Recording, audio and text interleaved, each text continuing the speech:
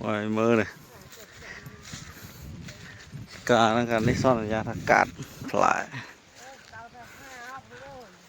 về hà lơi ơi chọp cát tê mà cha đâu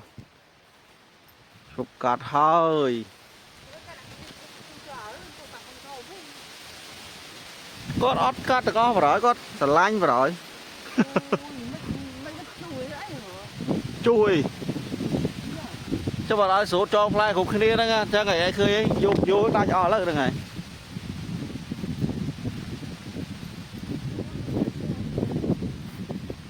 ta còn cho hao vậy ta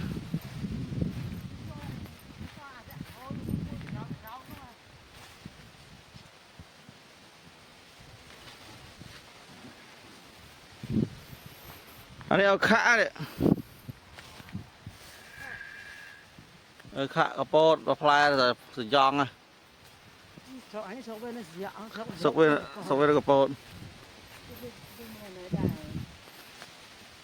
mờ bà không cho phát đi có bao về đạch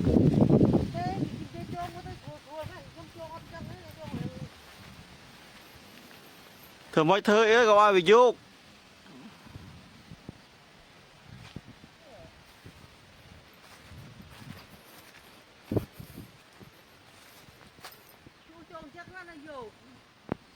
tôi bị dốt đạch à